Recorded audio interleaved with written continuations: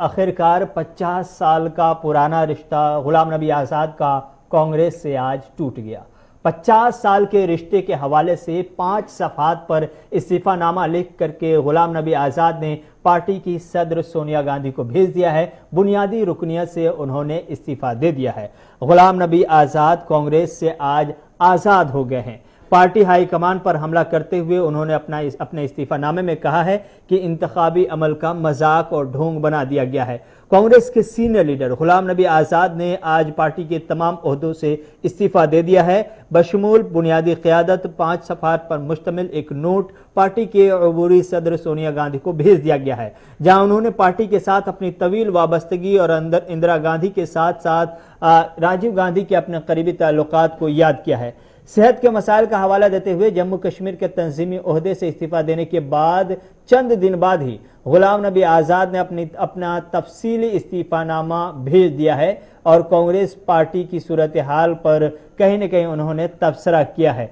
उन्होंने इंतखाबी अमल जो पार्टी के अंदर चल रहा है उस पर भी तबसरा किया है, राहुल गांधी पर तबसरा किया है। उन्होंने अपने ख़त में जो पार्टी की मौजूदा सूरत हाल है और 2013 से लेकर के अब तक के जिस तरह से शिकस्त पर शिकस्त, हार पर हार नसीब हुई है, उन तमाम हवालों से कौन जिम्मेदार है, क्या कुछ जिम्मेदारियां पार्टी की थी और किस तरह से नुकसानात हुए, इन तमाम हवालों से पार्टी को घेरे में लेते हुए पार्टी के सीनियर लीडरान को घेरे में लिया है। आज़ाद ने लिखा है अपनी किस्मत में अपने इस्तीफानामे में कि बदकिस्मती से 2013 में माफ़ कीजिएगा राहुल गांधी की सियासत में दाखिल होने के बाद से उससे पहले मौजूद तमाम मुशावरती मेकानिज़म को उन्होंने ख़त्म कर दिया।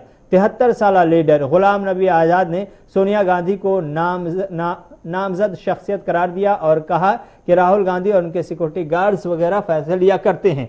आज़ाद के इस्तीफे की 5 बड़ी बातें, 10 बड़ी बातें क्या कुछ हो सकती हैं। 5 सफ़हात पर जो इस्तीफानामा आया है गुलाम नबी आज़ाद का, उनको मैं आपको समझाना चाहूँगा आपको ग्राफिक्स के जरिए कि गुलाम नबी आज़ाद के इस्तीफानामे में क्या कुछ बड़ी बातें हैं। सबसे पहली और अहम और बड़ी बात जो गुलाम नबी आज़ाद ने अपने इस्तीफानामे में कहा है वो ये कि निस्फ सदी का रिश्ता तोड़ते हुए दुख का इजहार किया है। उन्होंने कहा है कि करीब 50 साल तक कांग्रेस पार्टी में रहने के बाद रिश्ता तोड़ते हुए हमें दुख हो रहा है। कांग्रेस पार्टी की मौजूदा सूरत हाल के लिए गुलाम नबी आज़ाद ने अपने खत में राहुल गांधी को जिम्मेदार ठहराया। उन्होंने कहा है कि कांग्रेस पार्टी की मौजूदा सूरत हाल के लिए राहुल गांधी जिम्मेदार है। उन्होंने राहुल गांधी पर जमकर हमला किया है इस इस्तीफानामे में और कहा है कि राहुल गांधी की क़यादत में कांग्रेस का सबसे ज्यादा नुकसान हुआ है। राहुल दिए ये गुलाम नबी आज़ाद ने बाज़ाब्ता तौर पर इल्ज़ाम लगाया है अपने खत में। कांग्रेस में अब न वो सलाहियत है और न वो ताकत बाकी है। गुलाम नबी आज़ाद ने बाज़ाब्ता तौर पर उन्होंने ये कहा कि निस्फ सदी का रिश्ता कांग्रेस से तोड़ते हुए दुख हो रहा है। कांग्रेस पार्टी चूंकि अब रिमोट से चल रही है, जिस रिमोट कंट्रोल के खिलाफ कांग्रेस पार्टी मुसलसल जद्दोजहद करती रही है, अब वही कांग्रेस पार्टी मुसलसल रिमोट कंट्रोल से चल रही है। तो कांग्रेस पार्टी से अपना रिश्ता तोड़ने के बाद गुलाम नबी आज़ाद ने कहा कि जब राहुल सदर बने थे तब उनके पीए सिक्योरिटी गार्ड फैसला लिया करते थे, यानी राहुल गांधी पर मुसलसल उनका इस इस्तीफानामे में हमला हुआ है। उन्होंने कहा है कि राहुल गांधी को नायब सदर बनाकर सीनियर लीडरान को नजरअंदाज किया गया। पार्टी में सीनियर रहनुमाओं को मुसलसल किनारा किया जा रहा था, मुसलसल सीनियर लीडरान को किनारा किया जा रहा था। और गुलाम नबी आज़ाद ने अपने खत में यह भी कहा है कि कांग्रेस पार्टी जो इस वक्त भारत जोड़ो मुहिम चला रही है, भारत जोड़ो से पहले कांग्रेस के लिए जरूरी है कि कांग्रेस जोड़ो मुहिम चलाए, क्योंकि भारत जोड़ो से पहले कांग्रेस जोड़ो की जरूरत है इस वक्त पार्टी को।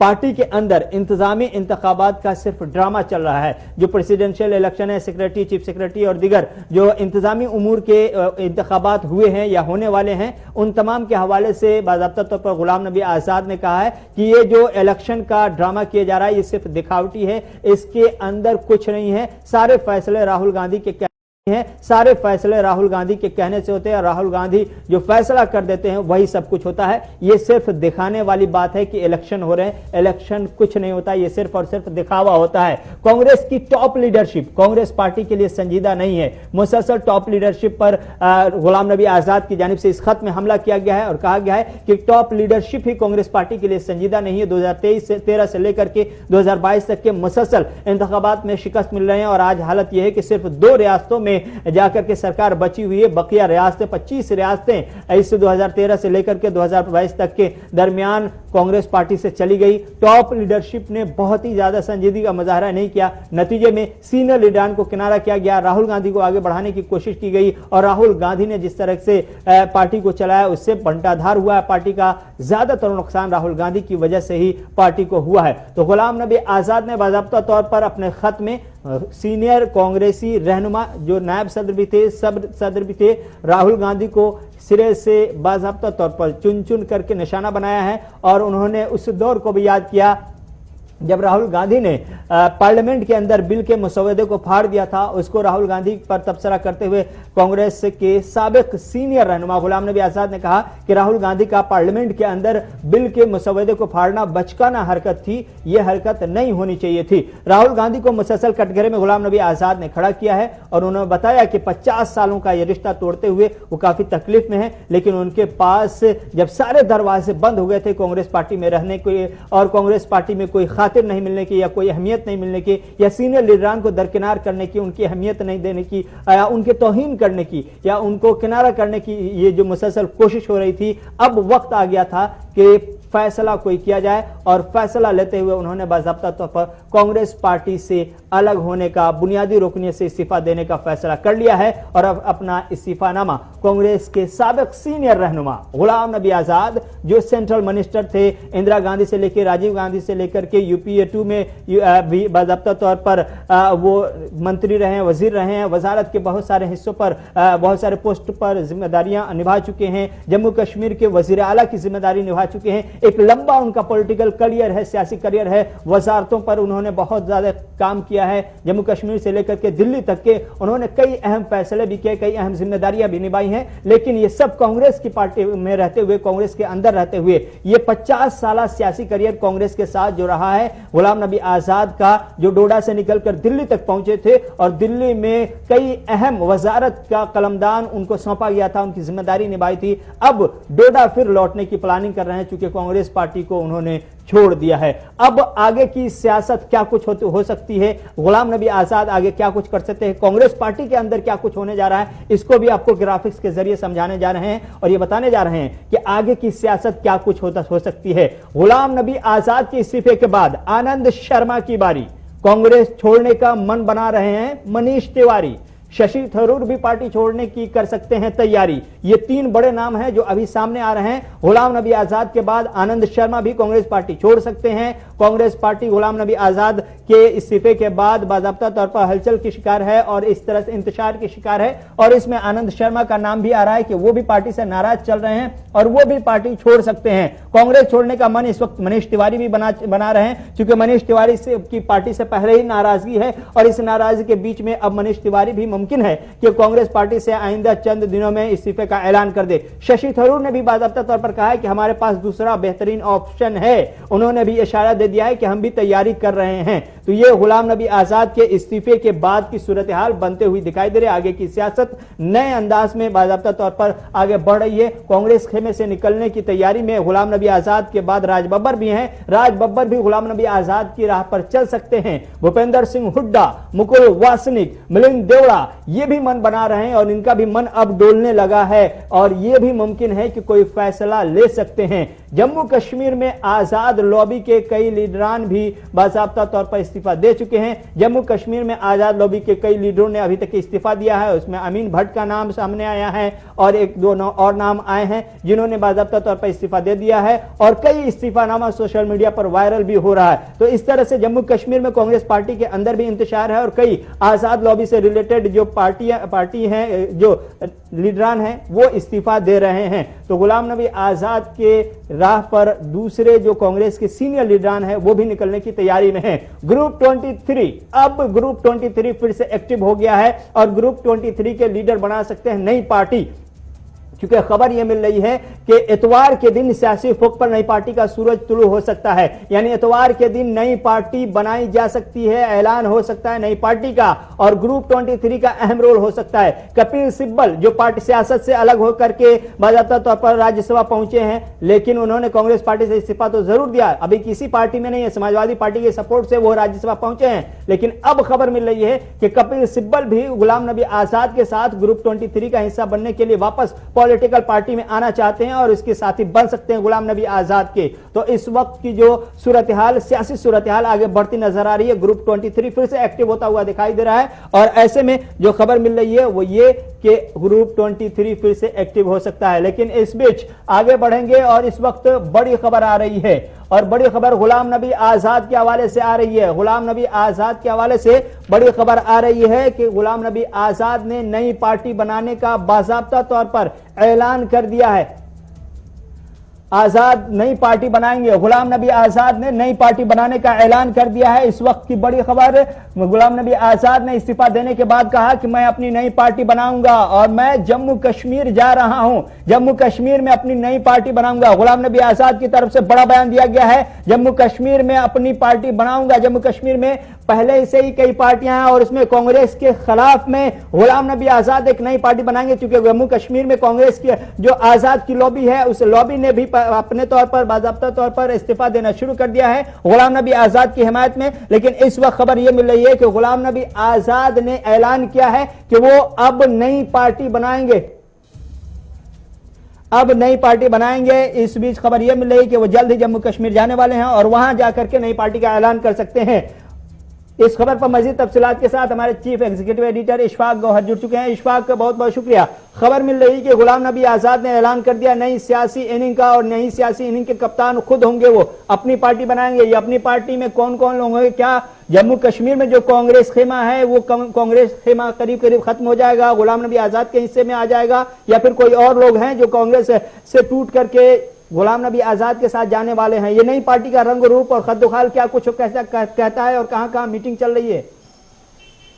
देखिए रहमत, जहां तक गुलाम नबी आज़ाद के इस्तीफे की हम सुबह बात करते हैं, जो सबसे पहले गुलिस्तान न्यूज़ ने ब्रेक किया कि गुलाम नबी आज़ाद ने बुनियादी रुकनियत और कांग्रेस के तमाम ओहदों से इस्तीफ़ा दिया, और उसके फ़ौरन बाद तकरीबन 3 से 4 मिनट के अंदर अंदर सभी मीडिया के ग्रुप जो हैं उन्होंने उस चिट्ठी को दिखाना शुरू किया, जो हमने सबसे पहले अपने ग्रुप पर दिखाई थी, अपने सोशल मीडिया प्लेटफॉर्म और चैनल्स पर दिखाई थी। और जब आप आज़ाद की बात करते हैं तो जब उनकी चिट्ठी को देखेंगे तो चिट्ठी के अंदर कांग्रेस की जो उनकी वाबस्तगी है, रात देर गए तक जो मामलात हुए हैं, सब कुछ है। और उसी के अंदर इस बात की भी अक्कासी है कि वो सियासत को खैरबाद नहीं कह रहे हैं, बल्कि एक नई जंग और नई आवाज़ के साथ सियासत में ही रहेंगे। आप उस चिट्ठी के मतन को जब आप पढ़ेंगे और उसको समझेंगे और उसको इलॉबरेट बड़े खीमे पर करेंगे तो आपको पता लगेगा कि क्या कुछ चल रहा है। पहला सवाल आपका है कि क्या गुलाम नबी आज़ाद नई पार्टी बनाएंगे? उसके लिए सिर्फ 2 दिन का इंतज़ार करना होगा। 1 दर्जन से ज्यादा बड़े लीडर्स जो मेरे पास इतलात है इस वक्त श्रीनगर या जम्मू एयरपोर्ट पर मौजूद हैं, जो वक्फे से तैयारों में बैठकर दिल्ली रवाना हो रहे हैं। और ख़बर यह है कि रात देर गए दिल्ली के अंदर कश्मीर से आए हुए और जम्मू से आए हुए साबिका मेंबरान कानून साजिया और साबिका कांग्रेस लीडरों की निशस्त होगी, उसमें हो सकता है गुलाम नबी आज़ाद भी शिरकत करे। इस तरीके की भी बातें आ रही है। 1 दर्जन से ज्यादा कद्दावर नेताओं की खबरें हमारे पास आ रही है फ्रॉम कश्मीर और जम्मू। इसके साथ साथ जब ये सिलसिला चल रहा है तो नेशनल हुकअप पर भी तब्दीलियां हो रही हैं, और नेशनल हुकअप पर जो तब्दीलियां हो रही है वो G23 के उन मेंबर्स और उन अरकान को लेकर है जो काफी वोकल है कांग्रेस की लीडरशिप को लेकर, जिनका यह मानना है कि कांग्रेस लीडरशिप इस वक्त वो फैसले नहीं ले पा रही है जिससे पार्टी बचेगी और जिससे पार्टी के बुनियादें मजबूत होंगी। शायद उनकी मशावरत भी चल रही है, और शायद वो लीडर्स भी कहीं ना कहीं कांग्रेस के जो बड़े कदावर नेता है वो गुलाम नबी आज़ाद को अभी भी रुकने के लिए कह रहे हैं, जबकि गुलाम नबी आज़ाद ने अपना तहरीरी इस्तीफा सोनिया गांधी को सौंप दिया है, जो मुल्क के अंदर नहीं है लेकिन उनके दफ्तर को वो दे दिया गया है। देखना होगा नेक्स्ट एक्शन कांग्रेस सदर सोनिया गांधी का, क्या वो इस इस्तीफों को एक्सेप्ट करती है या इसको टर्न डाउन करके एक बीच का रास्ता लेकर गुलाम नबी आजाद के साथ नेगोशिएशन या कुछ चीजें करके आगे बढ़ेंगी? ये एक बड़ा टर्निंग पॉइंट होगा गुलाम नबी आजाद के लिए भी और कांग्रेस के लिए भी, क्योंकि सीधे सीधे से हमला जो चिट्ठी के अंदर है वो है राहुल गांधी, और राहुल गांधी की पॉलिसीज को लेकर, प्लानिंग्स को लेकर कहा गया कि देखिए आपने यूपीए 1 और यूपीए 2 बनाया और उसमें जिस तरीके से आपने बड़े लीडरों को साथ लेकर सबकी बात मानकर आगे बढ़े, हम मजबूत थे, लेकिन राहुल गांधी की एंट्री के आने के बाद जो कुछ हुआ है वो सबके सामने है। वो कब आए कब चले गए, उससे पार्टी को कितना नुकसान हुआ, यह बड़ा सवाल है। यानी इस वक्त बोन ऑफ कंटेंट जो है वो राहुल गांधी है। अब देखना होगा कि सोनिया गांधी पार्टी को प्रेफरेंस देगी, बेटे को प्रेफरेंस देगी, बेटी को प्रेफरेंस देगी, क्योंकि मामला सिर्फ यहां गुलाम नबी आजाद का नहीं है।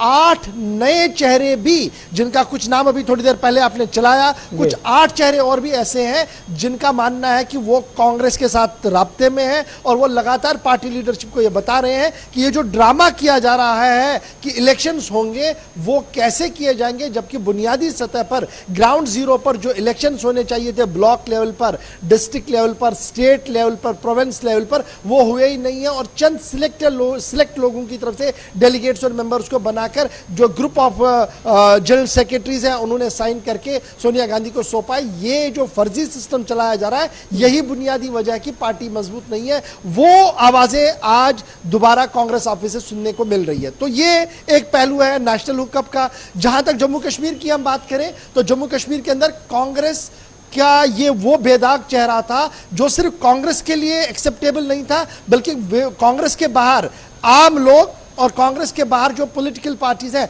उनके लिए भी गुलाम नबी आजाद के साथ खड़े होना फख्र की बात हुआ करती थी, क्योंकि गुलाम नबी आजाद का टेन्योर डबल शिफ्ट के लिए माना जाता है, गुलाम नबी आजाद का टेन्योर कुछ अच्छे फैसलों के लिए माना जाता है, और गुलाम नबी आजाद के दौर में कुछ बेहतर फैसले और काम भी किए गए हैं, जिसके लिए एक माना जा रहा है कि टाइम पीरियड जो उन्होंने जम्मू कश्मीर में दिया उसमें कांग्रेस भी मजबूत हुई और कांग्रेस रिवाइव भी हुई। और शायद यही वजह है कि अगर आज के दिन गुलाम नबी आजाद किसी भी लीडर पर हाथ डालेंगे और उसको कहेंगे आपको मेरे साथ आना होगा, शायद वो दूसरी मर्तबा नहीं सोचेगा, वो आ सकता है। तो ये भी एक पहलू है जी। इसमें सिर्फ कांग्रेस के लिए बड़ा दचका नहीं होगा, रीजनल पार्टीज, चाहे वो नेशनल कॉन्फ्रेंस हो, अभी हमें खबर ये भी आ रही है कि नेशनल कॉन्फ्रेंस के भी कुछ लीडर पर तोल रहे हैं, अपनी जम्मू कश्मीर अपनी पार्टी से भी कुछ लीडर उन्होंने पर तोलना शुरू किया है, और गुलाम नबी आजाद के जो करीबी लोग हैं जो इस पूरे प्रोसेस को देख रहे हैं उनके साथ उनके राब्ते हो रहे हैं, हुए हैं। तो अगर कोई रीजनल सेटअप बनता है तो जरूर आजाद का जो चाबुक होगा वो चलेगा बहुत सारी पार्टीज में। सबसे ज्यादा नुकसान उसमें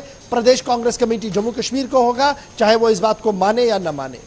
लेकिन जम्मू कश्मीर की जो पॉलिटिकल पार्टियां हैं उनके लिए भी एक अजीब किस्म की कैफियत नहीं पैदा हो जाएगी जब गुलाम नबी आज़ाद, आपने जिस खबर की तरफ इशारा किया, हमारे पास भी खबर है कि नेशनल कॉन्फ्रेंस से, पीडीपी से और अपनी पार्टी से भी कुछ, और खासतौर से आम आदमी पार्टी की तरफ से भी इशारा है कि इन पार्टियों में से कुछ ऐसे लीडरान हैं जो बाज़ाब्ता तौर पर कोशिश कर रहे हैं कि कहाँ वो फॉर्म कहाँ मिल रहा है, वो रास्ते कहाँ खुले हैं जहाँ से गुलाम नबी आज़ाद के साथ मिलकर के नई पार्टी में आ सकते हैं। तो जम्मू कश्मीर में इस वक्त जो पार्टियां हैं उन पार्टियों के लिए भी एक नया और बड़ा चैलेंज हो सकता है, क्योंकि गुलाम नबी आज़ाद ने कहा कि हम कश्मीर से ही शुरू कर रहे हैं। बिल्कुल आपकी बात सही है, क्योंकि गुलाम नबी आजाद की बेसिक पॉलिटिक्स भी अगर आप देखेंगे तो वो जम्मू कश्मीर है। वो ब्लॉक प्रेसिडेंट रहे इंडियन यूथ कांग्रेस के, उसके बाद किस तरीके से वो ऊपर तक आए, डेट से एक हिस्ट्री है वो जो सबके सामने है। लेकिन जो हमें जराया से खबरें आ रही है, ये एक बड़ा चैलेंज जम्मू कश्मीर की पॉलिटिकल पार्टीज के लिए है। उमर अब्दुल्ला के ट्वीट को आप देख लीजिए, उमर क्या कह रहा है कि कांग्रेस के लिए एक बहुत बड़ा सदमा है जी आजाद का जाना, क्योंकि गुलाम नबी आजाद का बाहर आना कांग्रेस से वो उमर अब्दुल्ला बाप सकते हैं, क्योंकि वो ग्राउंड से जुड़े हुए हैं। उनको पता है कि आजाद की दूसरा हमला जो होना है वो जम्मू कश्मीर होना है, और यहां पर रीजनल वॉइस के तौर पर जब वो उभरेंगे तो वोट कट होना है सबसे बड़ी पार्टी नेशनल कॉन्फ्रेंस का, वोट कट होना है पीपल्स डेमोक्रेटिक पार्टी का, नुकसान होना है कांग्रेस का, और जो नौजवान पार्टियां अभी दो चार महीने पहले आई हैं, उनमें आना जाना लगा रहता है, अभी उनका ज्यादा वहां पर कोई भी नहीं है। तो ये जो 3-4 पार्टियां हैं इनको नुकसान होगा।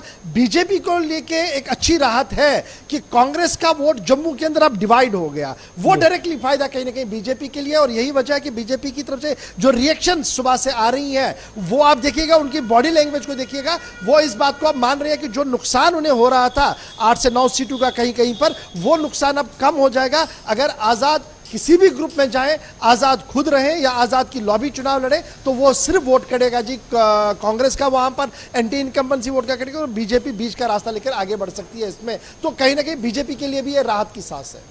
अगर नेशनल हुकअप पर देखें तो G20 के जो लीडरान हैं मोस्टली कांग्रेस में वो सब के सब सीनियर हैं और अपना असर और रसूख रखते हैं। ग्राउंड जीरो पर उनके पास वोट बैंक है, अच्छा खासा वोट बैंक है। G20 अगर इसका 50% भी इसके लीडरान अगर गुलाम नबी आज़ाद के साथ चले जाते हैं तो नेशनल लेवल पर जो कांग्रेस पार्टी है, सबसे बड़ी अपोजिशन पार्टी खुद को कहती है, उस पार्टी की भी कहीं ना कहीं कमर टूट जाएगी।